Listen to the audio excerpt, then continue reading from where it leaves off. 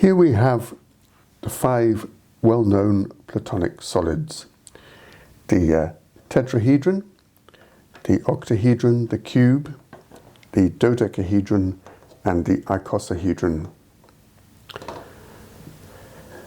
These two shapes are called duals of one another because if you join the center of the 6 faces of the cube, you obtain an octahedron, and if you join the centers of the 8 faces of the octahedron, you obtain a cube. And the same goes for the dodecahedron and the icosahedron. If you join the centers of the faces of this shape, you get that one, and if you join the centers of the faces of the icosahedron, you'll obtain an dodecahedron. This shape, the tetrahedron, is self-dual because if you join the centers of the faces of a tetrahedron, you obtain another tetrahedron. But we're only looking at these shapes from the outside, and each of them has an inner structure. So if we look at the excavated version, as it's called, of the tetrahedron, where we've joined the vertices to the center, then we find we have 4 triangle-based pyramids. And if we extend these pyramids, if we imagine these pyramids extending to infinity, we can see that the tetrahedron implicitly divides the whole of Euclidean space into 4 perfectly equal parts. And the cube likewise divides the whole of space into 6. The octahedron divides the whole of space into 8. The dodecahedron into 12. And the icosahedron divides the whole of space into 20. These shapes look as though they have a very different size, but in fact the radii are the same. So the circumsphere of this tetrahedron is congruent, exactly the same as the circumsphere of this icosahedron. What we'll be doing in our session is studying the excavated version of the cube and the octahedron, and we're going to look at briefly the dodecahedron and the icosahedron, because there's an intermediate shape between these 2 pairs.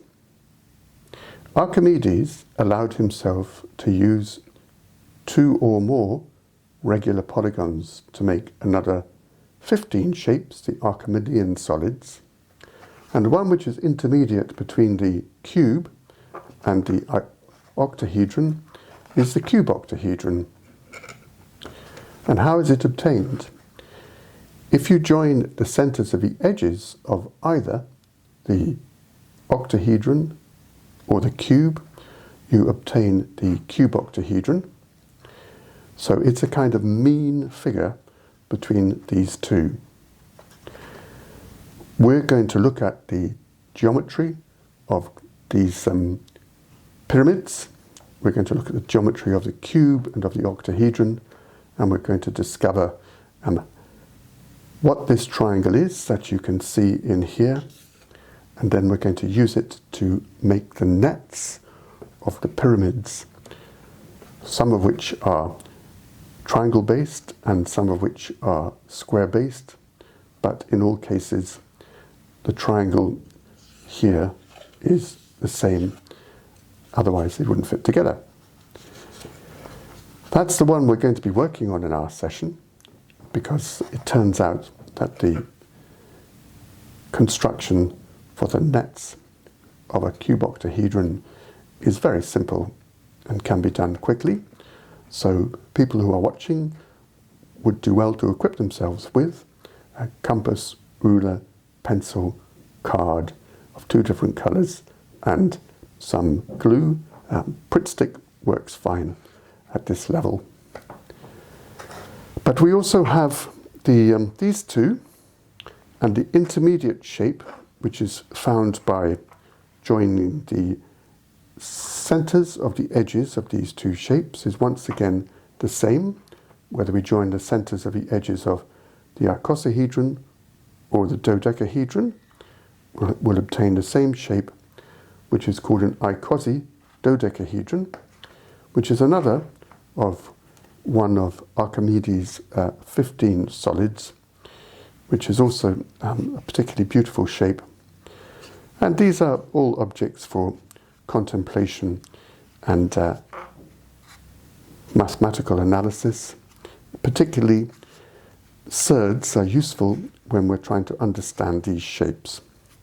So anyone who wishes to make a cuboctahedron in the excavated style, and it's easy enough to make it and make the skin, the net for the skin of a cuboctahedron as well, will be welcome to join me in the session. My name is Andrew Stewart Brown.